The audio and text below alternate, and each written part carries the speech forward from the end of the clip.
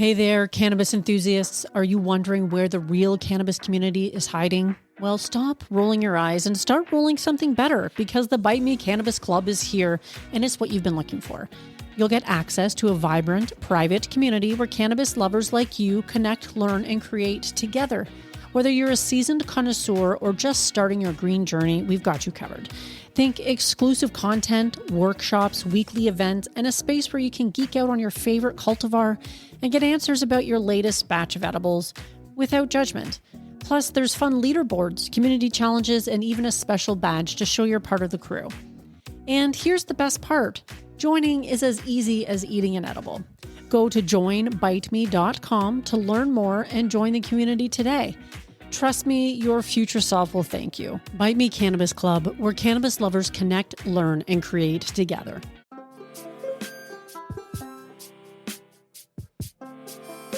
Welcome, friends, to episode 291. Today we're doing an ingredient big bite. We're looking into the world of ghee.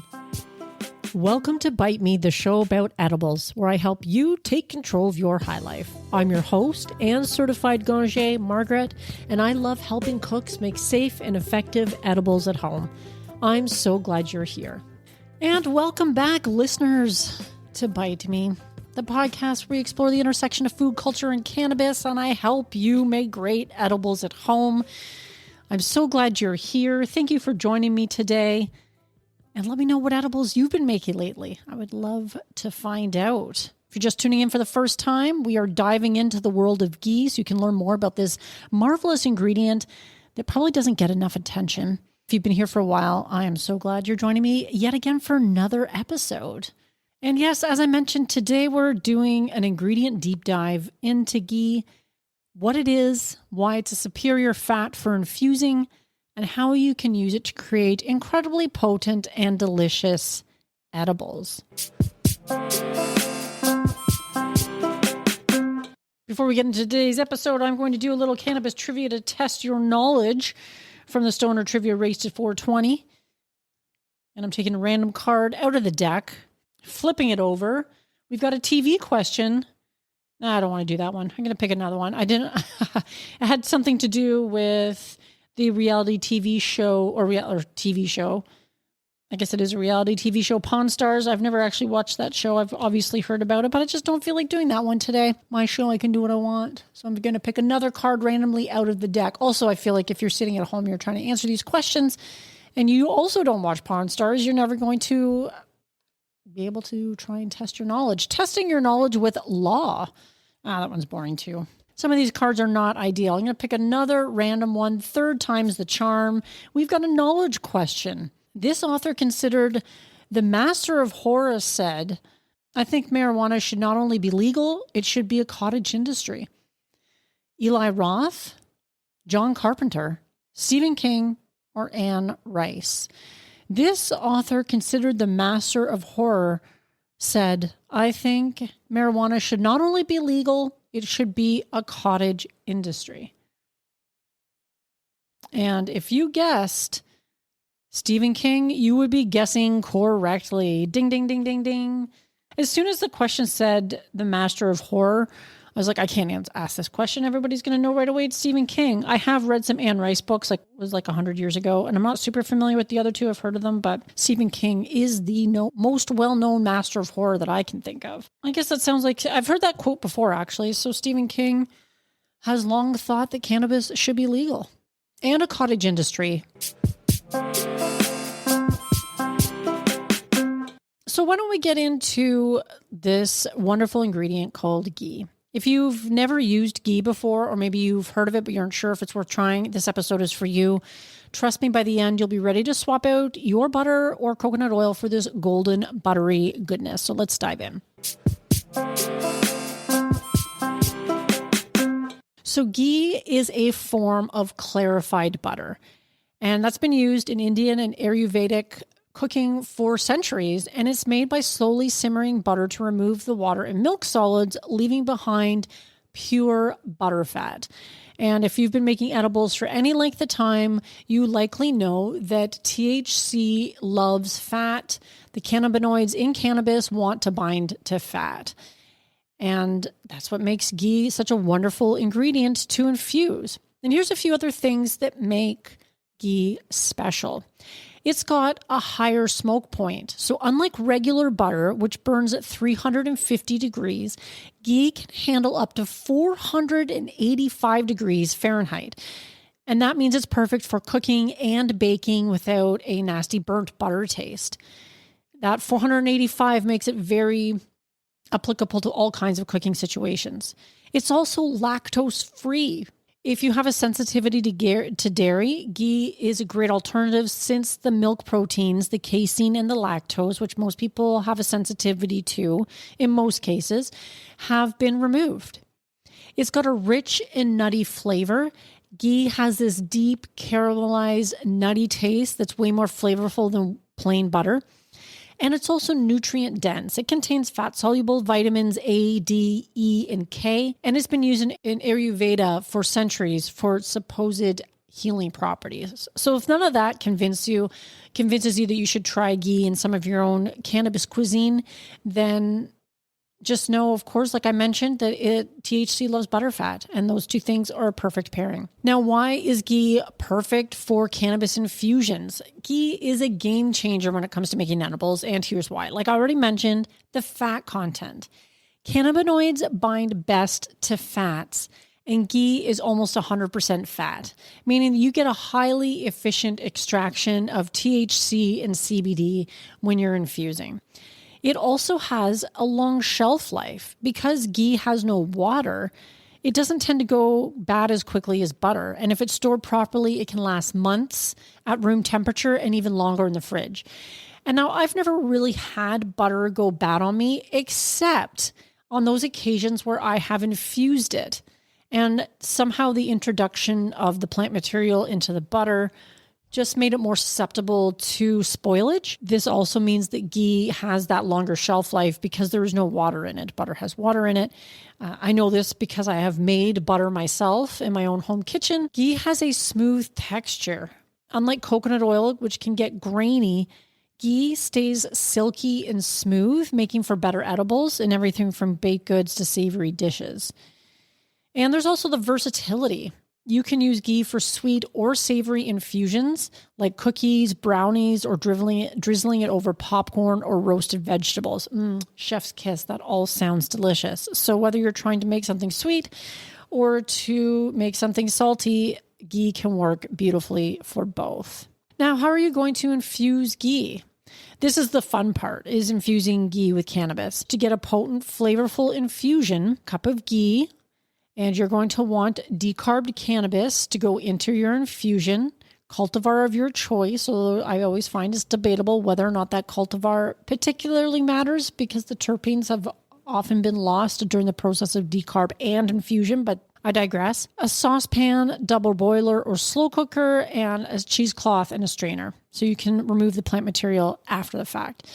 Now, I also sometimes do this in a glass jar. So that's another option, to put the glass jar in a pot of water instead of the double boiler method, but either will work. So first, you're going to want to decarb your cannabis, and you can bake that at about 240 degrees Fahrenheit for about 30 minutes, give or take. You will smell it in the air without question, and this is going to activate your THC or CBD. Now, you can use a device like an ardent, to decarb, and they do claim that that will give you a higher percentage of activated cannabis. Or if you have some already vaped cannabis that you've been saving from your dry herb vaporizer, you could use that in place of having to decarb fresh weed. So there's a few different ways you can do this, but your decarbed weed is going to be the first step. So next, you're going to heat the ghee in your double broiler. You're going to melt it on low heat. The double broilers will help prevent it from getting too hot because THC can degrade over 250 even if the ghee does not burn. So bear that in mind. Then you're going to add your decarbed cannabis to the ghee and let it simmer on low for a couple of hours, stirring occasionally. Now, also, if you go the route of the mason jar or the glass jar in the pot of water, you would just add your ghee and your cannabis into the jar and simmer it on the stove. The boiling water will be around it. You might have to top up the water a little bit. Now, interestingly, I had a guest on my show recently who talked about the fact that often longer infusion times aren't necessary. And so because I haven't tested this out myself yet, it's still pretty common practice to infuse for a couple of hours.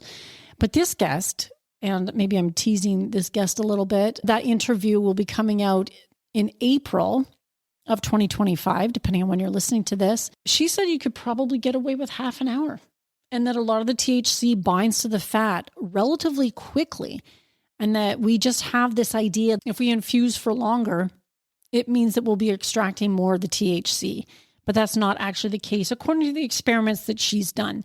Now, I find this a really interesting topic. I'm going to certainly do some experiments in my own home kitchen and report back, because I do find that fascinating. Because for a while, I was talking about with some friends what happened if you would infuse your cannabis for even longer than 2 hours, like 4 hours. Would it be more potent? 8 hours. Basically, this guest was saying that that is absolutely not the case. In fact, what you're extracting is more of the plant material, the undesirable stuff that gives, a lot of the times, if you have a really long infusion time, you get that really green color because it's extracting things other than the cannabinoids, extracting plant material, chlorophyll, and all these other things. I am still going to recommend 2 hours at this point, but I'm going to be doing some experiments around that. Not to digress too much, but maybe we don't need to be doing it for 2 to 3 hours. Maybe we just need to do it for 30 minutes. And wouldn't that save us all a whole lot of time? So those are some experiments I'll be doing upcoming. If you have any feedback or anything that you would like me to include in some of these experiments, let me know. Once you have infused for a couple of hours, however, you're going to strain your infusion.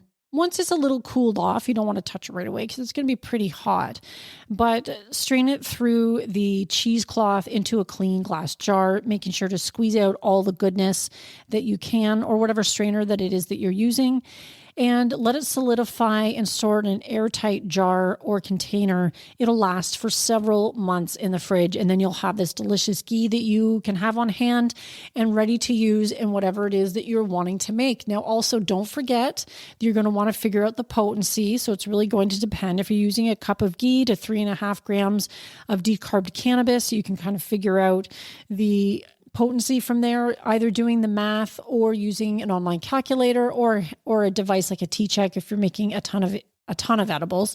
It's a pretty spendy little device if you're not going to be making use of it often or frequently. But also be sure to include that information on the label when you inevitably label it when you put it in for storage. Remember that. Do not forget to label, because we don't want people to inadvertently dose themselves. And now you've got a rich, potent golden ghee ready for all of your edibles needs.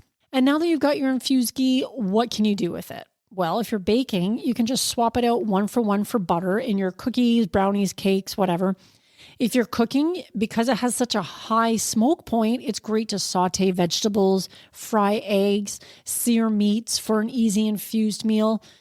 Now, do keep in mind, despite the fact that it has a high smoke point on its own, THC does not. So you are going to have to keep some of the temperatures down if you're using an infused ghee. But do remember that you could use part of your recipe infused ghee and non-infused ghee, because even though it has that super high smoke point, like I mentioned earlier in this episode, THC just doesn't. So you're going to have to do some things at lower temperatures. I think THC starts to degrade at about 250 degrees, if I recall, as I mentioned earlier. This is probably one of the best ways to use it is drizzling, because you can melt it and pour it over popcorn, pasta, roasted potatoes, roasted vegetables, all that kind of thing. And that's a great way to use it because you're melting it gently and then you're using it as a drizzle. You don't have to worry about degrading any of the cannabinoids, precious cannabinoids that are in your infusion. And mixing, you can stir it into coffee, tea, warm oatmeal for a dose of cannabinoids with your breakfast or something similar. And that's another nice way to use it as well. Or maybe you enjoy a nice hot cup of tea or a warm beverage in the evening when you're relaxing, this is another great way you can mix it into that. I mean, it is going to be a little bit oily, of course, because as we know, oil and water don't tend to mix too well. You're still going to get that goodness and you're still going to be able to enjoy your hot beverage. Mixing it into warm things is another wonderful way to use it. Because ghee is so efficient at absorbing cannabinoids, it can be quite strong. So be sure that when you are dosing, you dose safely. As always, we all know, say it with me together, start low and go slow. And if you're new to edibles, just try a small portion and wait at least 2 hours before taking more. Oftentimes people will recommend, and I do fall into this camp, in fact, don't even wait 2 hours. Just try again the next day if you're brand new to edibles.